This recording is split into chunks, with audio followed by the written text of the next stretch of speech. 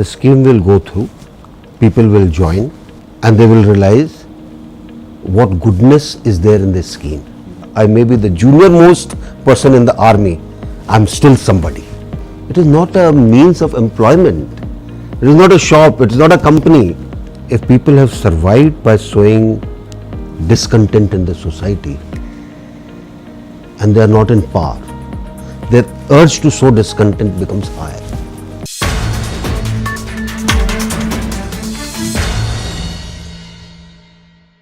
Namaste and welcome to this special conversation with the person who has seen the armed forces inside out.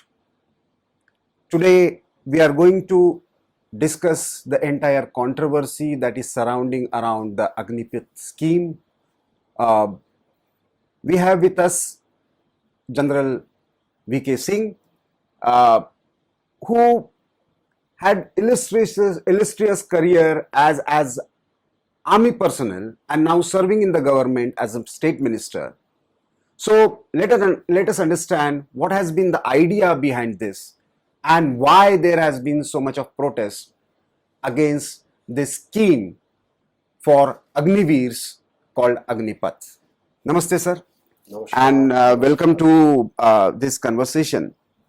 Sir, there has been a lot of talk about defense modernization, making our armed forces young, and I remember since Kargil Review Committee this has been a discussion. What happened suddenly? Government came up with this policy and we are seeing so much of protest. There is nothing sudden.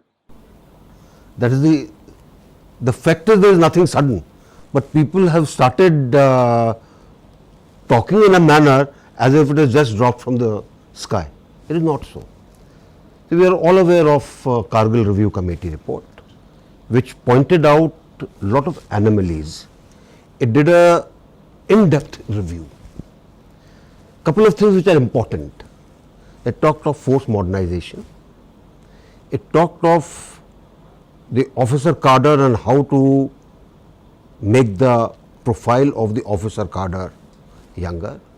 It talked of the rest of the army, the rank and file as we call it, how they should be of a more youthful profile because of the type of borders that we have.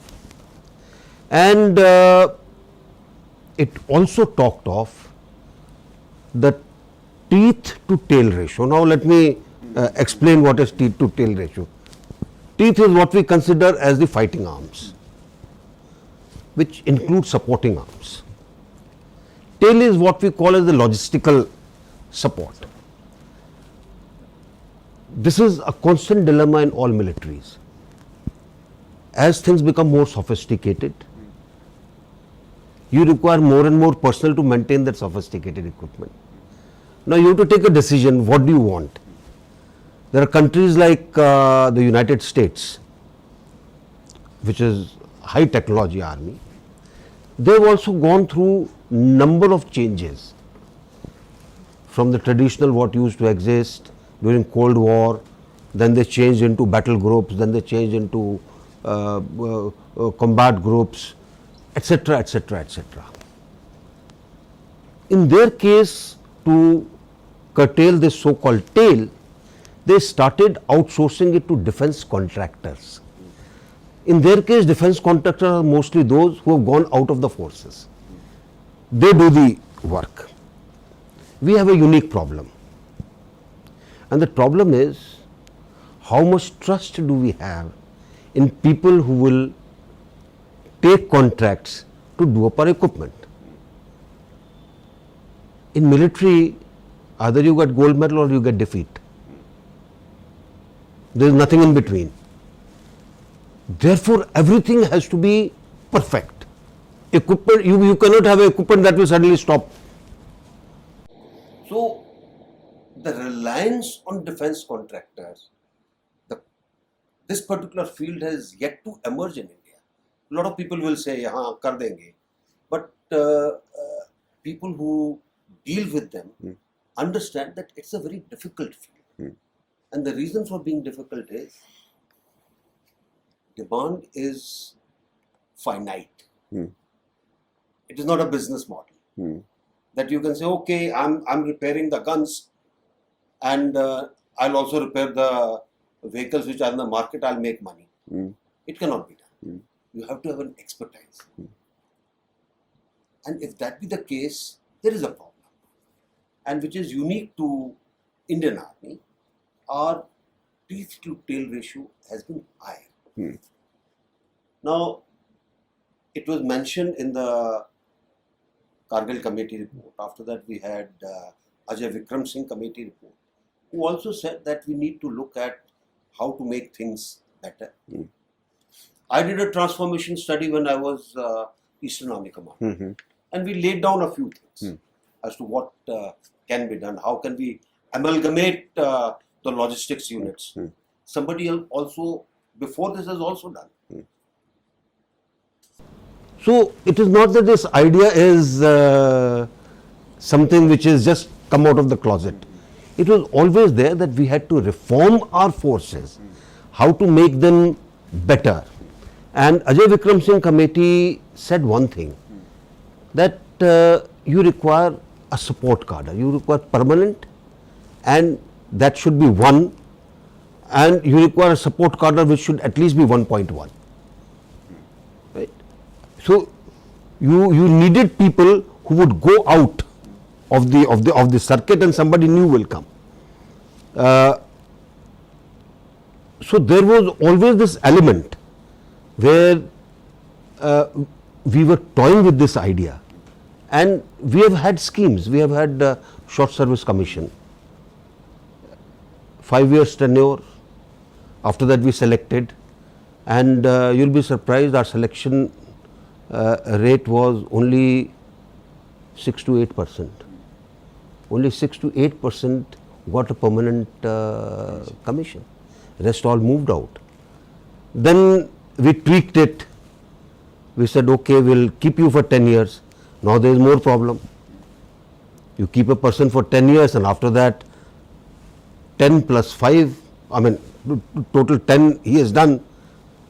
When he goes out, he is in that older age group. How do you look after him? Ajay Vikram Singh committee said we should have lateral induction. No department in the government of India at that time said ki we will allow lateral induction. In fact, people resisted lateral induction. So we were confronted with a problem where you wanted to do transformation, but it was not happening. And on top of it came the issue of finances. You have pay and pension bill of the armed forces, which comes out of the defense budget, and therefore there is very less left for buying. It will happen.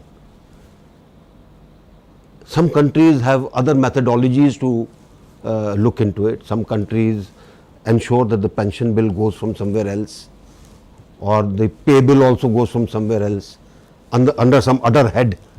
So maximum money is available in the defense budget for modernization of the defense forces. Since in our case it goes from the defense budget, you have another problem. Therefore, when the scheme came out, after various Shikhet Kit committee came in, they recommended a model like this. And if you go back in time, it was also said that army will lay off something like 57,000 people to make the army leaner and more agile.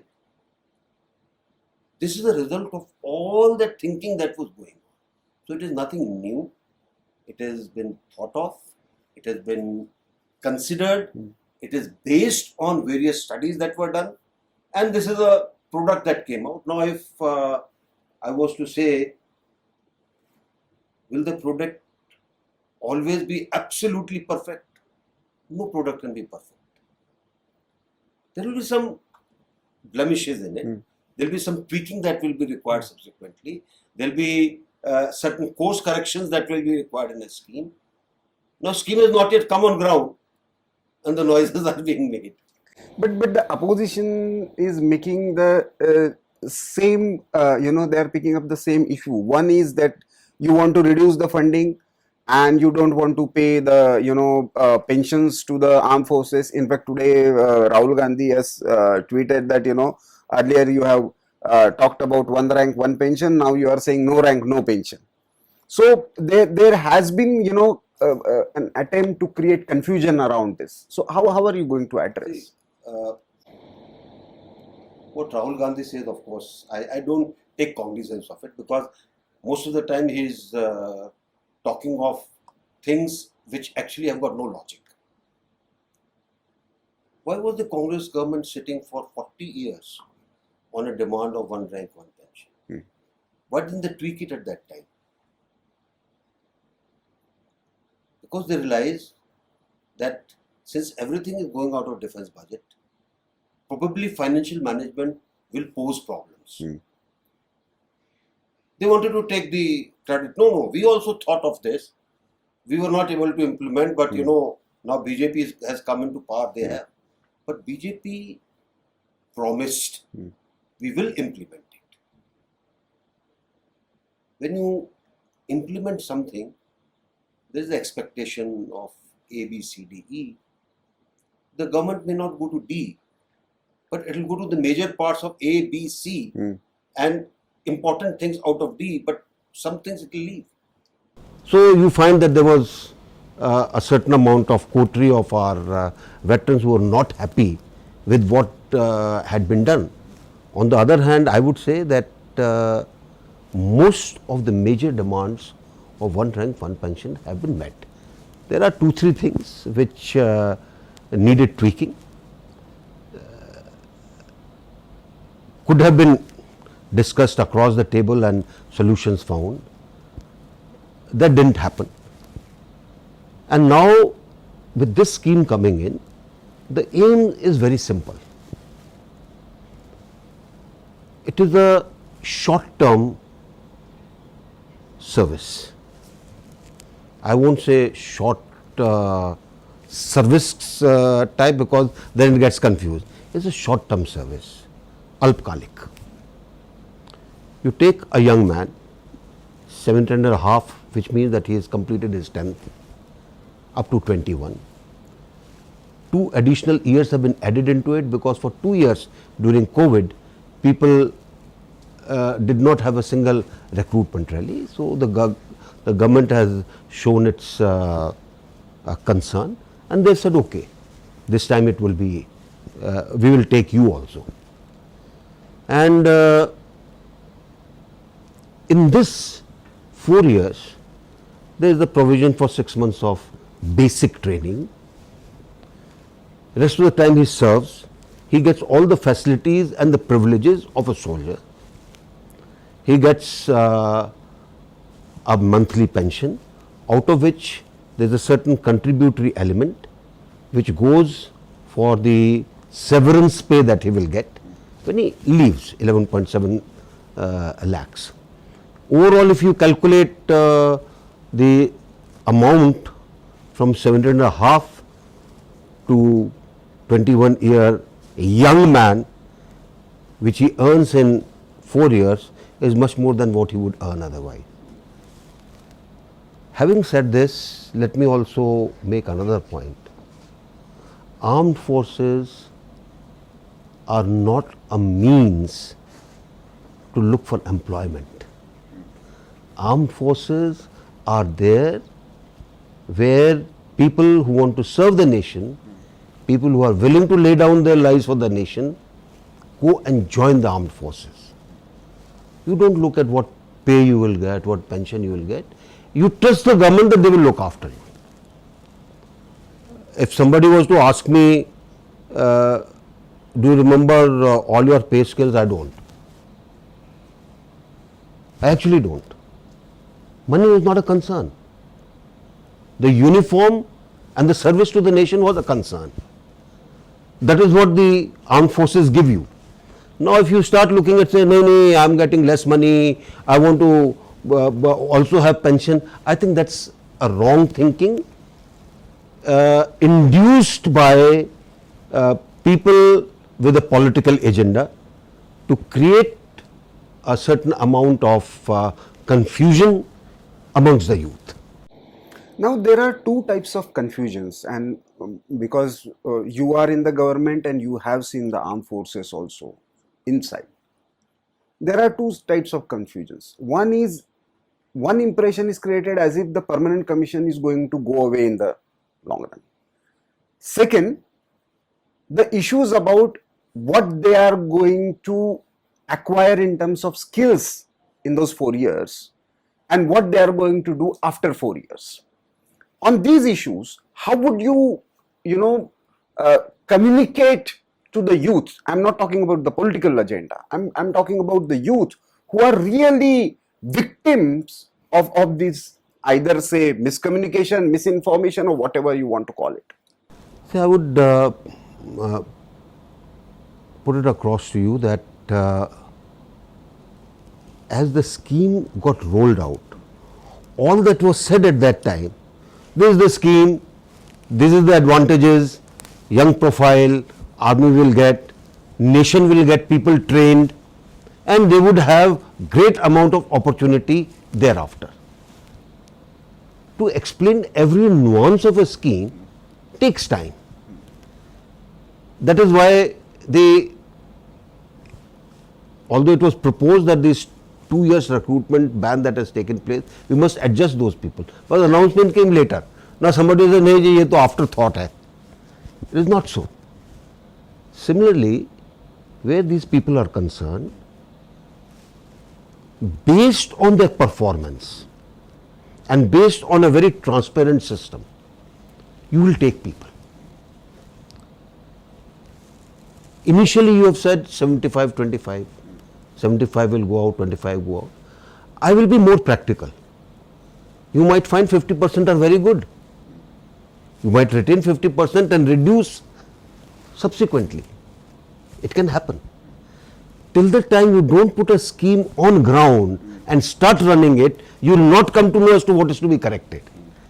See, theoretical modeling is fine, but after that it has to go through the practical issue.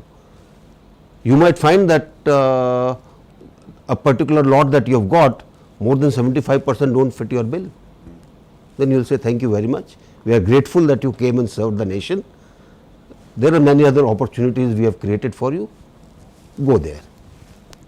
And what are these opportunities?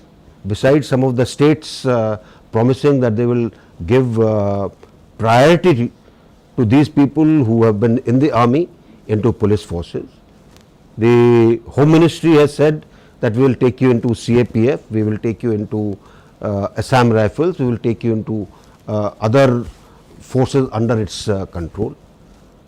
Defence Ministry has said that under Defence Ministry there are many departments. There are factories, there are PSUs, there are defence civilians in the headquarters, many, and we will adjust you there. You will get priority. They have also said that we will give you a certificate which will be valued. Now, how do you value a certificate? A person who is done his 10th, probably this certificate will ensure that he is recognized through the Indira Gandhi Open University or any such other scheme as having done his 12th. So, he does not have to go through the school all over again. Now, he has done his 12th pass. If he wants to do his education, lot of our sepoys who come in, new people, some of them come after 10+2, some come when they have already taken admission in the first year of the college. So, he continues education even while he is serving in the army. He goes and gives his exam, he studies. The university understands that he cannot be a regular student. He is treated as a private student. He does his degree. There is no problem. So, I don't find that a person will not be able to complete his education. He will get a requisite certificate which will be equated as per what we are giving to our present lot in terms of the skills that they acquire as a diploma in a particular skill as part of the Indira Gandhi Open University program. So, this is an unnecessary fear that has been created in the minds of people. Nobody will take care of you. It's not so. The armed forces are like a family. Each member is looked after. Each member is looked after. We retain that bond, and I'm sure when young people come in, they will realize this, that they have come and joined a family, and the family will take care of them. And what will happen to the permanent commission? Permanent commission will carry on as usual. See, there are more reforms which are needed. I'll take you back in time. We used to have 7-year color service earlier. Subsequently, for various factors, the color service was increased to 15 years. Suppose tomorrow we bring it down to 7 years. There will be a lot of people who want to go out after 7 years. Now when we open the doors of lateral induction, maybe more people will say, okay, after 7 years I want to go. I have had enough, I have done enough work. My knees are no longer working as they used to work earlier. So many more things will have to be done as part of restructuring of the armed forces. Earlier, when this 7-year color service was there, Army has been saying, after 10 years service, we want to send our people out on lateral induction. Then you become your profile becomes younger than what it is today. So these things are things where work is on. Things will work.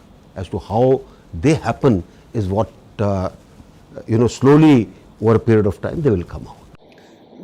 In this process, we have seen a series of violence. Railway, public property has been damaged.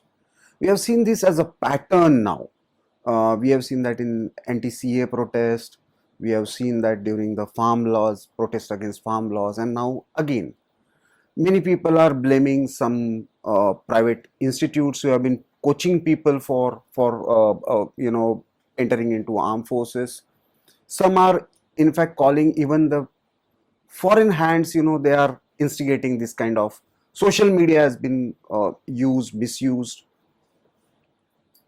Why such pattern is evolving in a democratic country?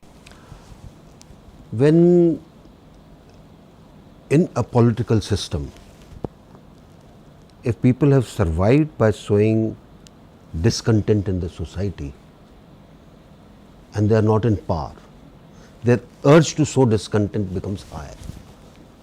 That is what is happening.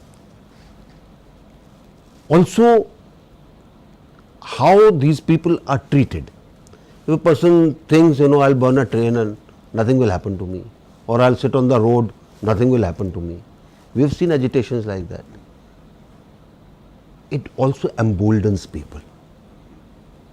So there has to be a fine balance in ensuring that the action is strict.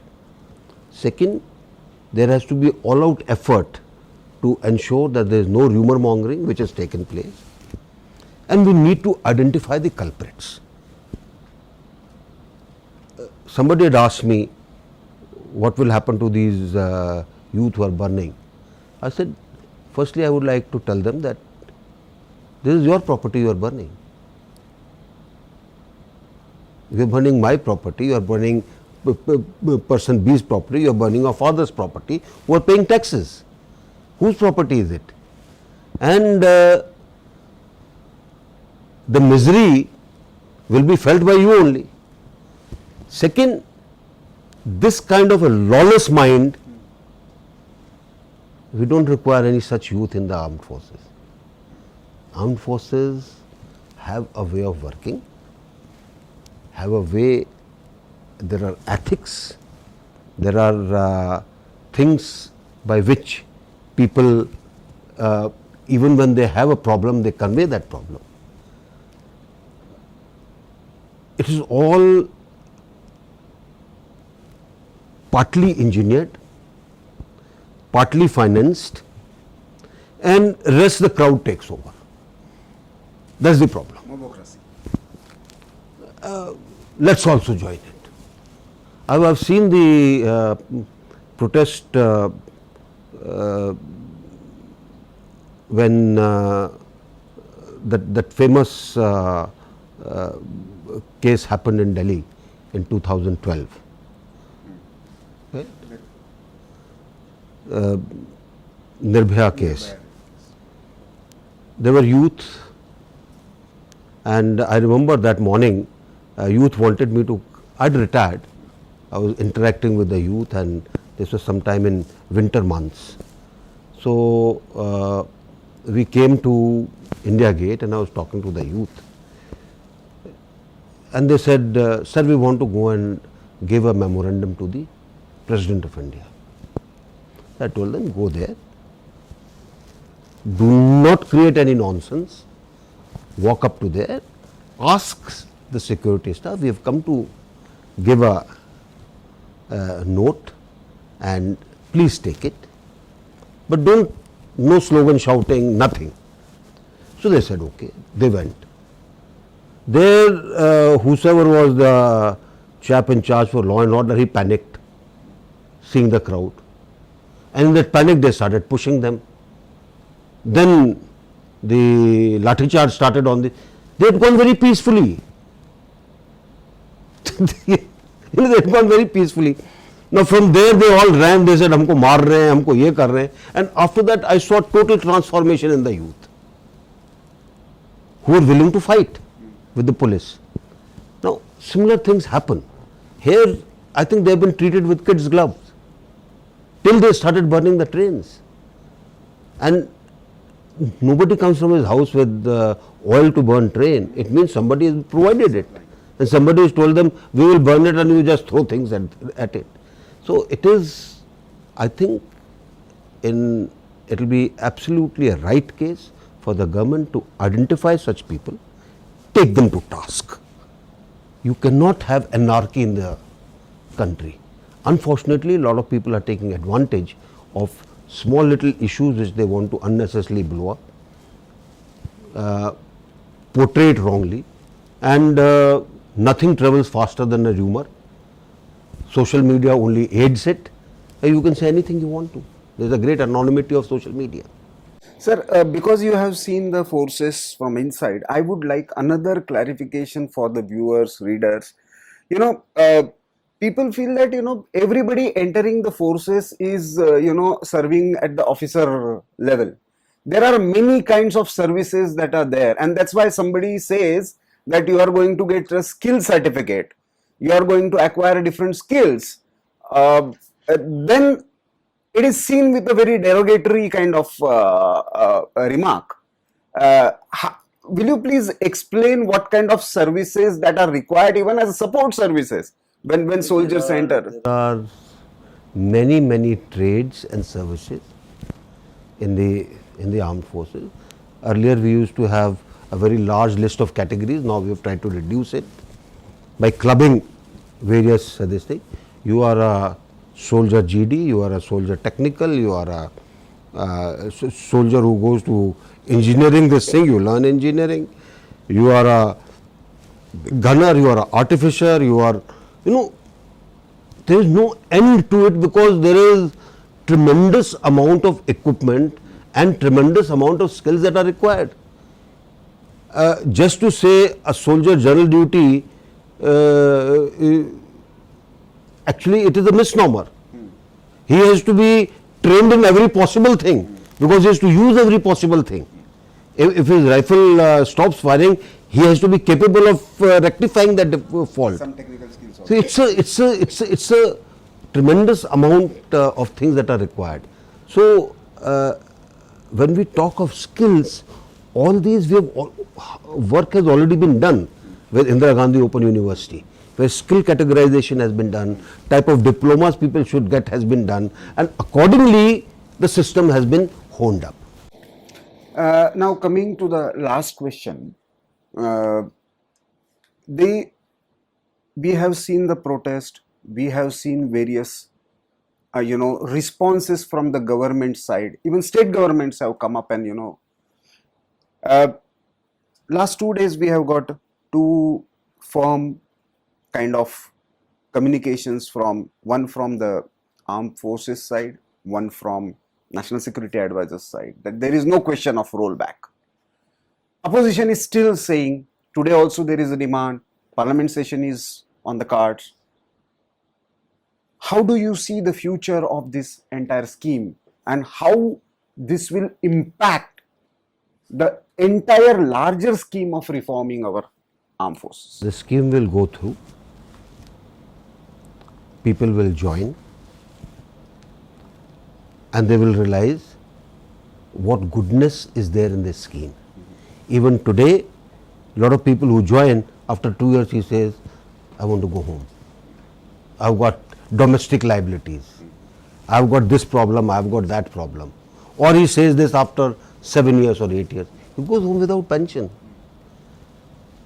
See, problem is somehow an impression has been created in the minds of people by the type of things the opposition has said or peddled, that you are losing it is not a means of employment. It is not a shop. It is not a company. It is something else. And let me give you example which will probably point out the difference. There was an officer, he was insisting that his son joins the army. His son said, I am not going to join the army. Son finished his school, he finished his college, and then went to do a PG diploma in management. Every time father and son would sit together, this talk used to happen. Ultimately, father gave up.